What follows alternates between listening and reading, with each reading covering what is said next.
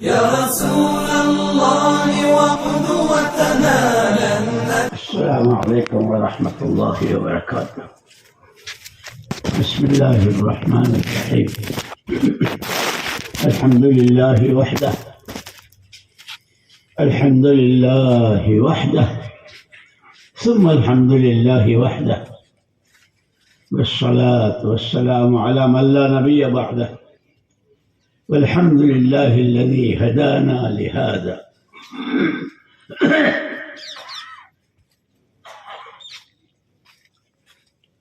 وما كنا لنهتدي لولا أن هدانا الله،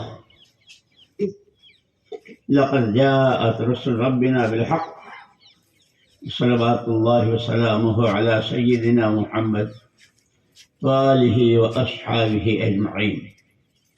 أما بعد، قابل احترام اور قابل صد احترام ساتھیوں، بزرگوں، بھائیوں، وَإِن تَعُدُّوا نِعْمَةَ اللَّهِ لَا تُحْصُوهَا،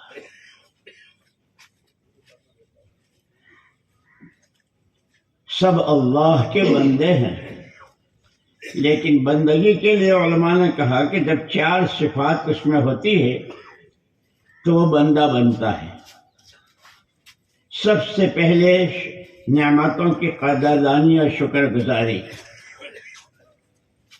دوسری بات اللہ کے ساتھ کے عہد و پیمان کی وفاداری، تیسری چیز امانت میں امانت داری، اور چوتھی چیز اللہ کے حکموں کی فرمانبرداری۔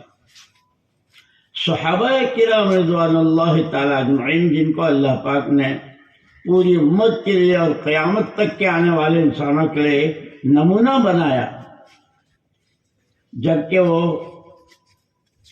حضرت عیسیٰ علیہ الصلوۃ تسلیم کے آسمانوں پر اٹھا لے جانے کے بعد جہالت کے سمندروں میں ڈبکیاں کھا رہے تھے، شرک اور کفر کے علاوہ کوئی حرکت ہی نہیں تھی، لیکن حضور اکرم صلی اللہ علیہ وسلم نے یہی 4 چیزیں بتائی تھی۔ یہ جو تم کہتے ہو میری جان میرا مال، میری جان میرا مال، کہاں سے لائے؟ اللہ کی نعمت ہے اور اللہ کی امانت ہے۔ ہر آدمی کے پاس جو جان، مال، صلاحیت، عقل و فہم، خرد، جو کچھ ہے، یہ اللہ کی نعمت ہے، اس کی قدر دانی اور یہ امانت بھی ہے۔ نعمت کی قدر پر اللہ نعمت بڑھاتے ہیں، امانت پر اللہ ایمان دیتے ہیں۔ صحابہ کی وہ جہالت، وہ شرک و کفر اور وہ ساری زندگی، لیکن جب اس کو نعمت سمجھا، جیسے ایک مرتبہ حضور اکرم صلی اللہ علیہ وسلم تشریف فرما تھے، کچھ صحابہ فاصلے سے بیٹھے تھے، حضور خود تشریف لے گئے۔ کیا کر رہے ہو؟ پوچھا کیا کر رہے ہو؟ نحمد اللہ ونشکرہ علی نعمت الاسلام، صدیوں کے بعد جو اللہ نے یہ نعمت دی ہے ایمان و اسلام کی، اس پر اللہ کا شکر ادا کریں۔ پھر علماء نے کہا کہ شکر کے 3 درجے ہیں۔ سب سے پہلے نعمت کی عظمت دل کی گہرائی میں تو بوند پانی کا بھی حقدار نہیں ہوں، اتنی بڑی نعمت، دل میں اس کی عظمت ہو، زبان سے الحمدللہ شکر کے الفاظ ہوں، اور جس وقت اس نعمت کا جو تقاضا جان سے متعلق، مال سے متعلق، عقل و فہم سے متعلق، علم سے متعلق، تعلقات سے متعلق، جس لائن کے تقاضے ہوں، اس پر اس کو پیش کر دینا، لبیک کہنا، یہ اس کی اصل شکر گزاری۔ یہ صحابہ کرام رضوان اللہ اجمعین میں اس طرح آیا کہ پوری سیرت مبارکہ صحابہ کی، ان کی اپنی نعمتوں کی قدردانی اور شکر گزاری کا عملی نمونہ ہے۔ پھر کہ یہ امانت بھی ہے، یہ جان، یہ مال، یہ تعلقات، یہ خیالات، یہ فکریں، یہ سوچ، ساری چیزیں امانت ہے کہ اس کا جو حق ہے اس کو امانت داری کے ساتھ ادا کیا ہے صحابہ نے۔ تیسری چیز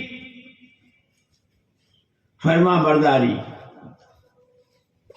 اللہ کے ساتھ کے عہد و پیمان، تجھے مانا ہے تیری ہی مانیں گے، تجھ ہی سے مانیں گے، یہ عہد و پیمان، اس کی وفاداری وہ پوری کر کے بتا دی۔ اور اللہ کا حکم جس وقت جس حال میں ہوئے، اللہ کا حکم کیا ہے، حضور اکرم صلی اللہ علیہ وسلم کا طریقہ کیا ہے، ان دونوں کی رعایت کے ساتھ۔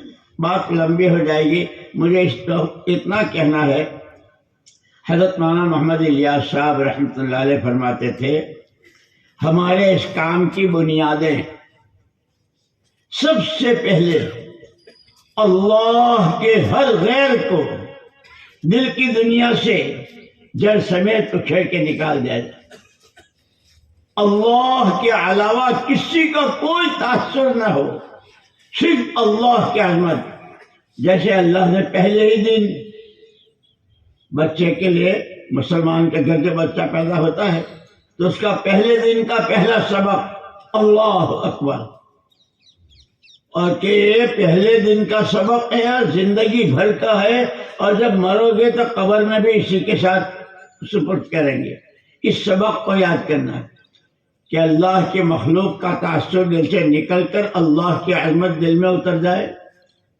دنیا بھر کی چیزیں، روز نئی نئی چیزیں پیدا ہوتی ہیں اور مارکیٹوں بازاروں میں آتی ہیں، چیزوں کا شوق نکل کر اعمال نبوت کا شوق پیدا ہو جائے۔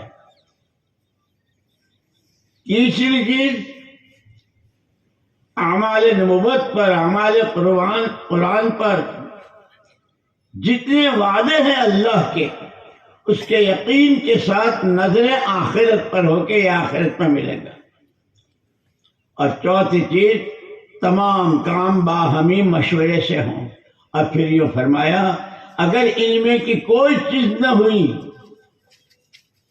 نعمت کی قدر نہ ہوئی، وفاداری نہ ہوئی، امانت داری نہ ہوئی، فرما برداری نہ ہوئی، بڑا خطرہ ہے، بڑا خطرہ ہے، بڑا خطرہ ہے، کام کے لیے بھی اور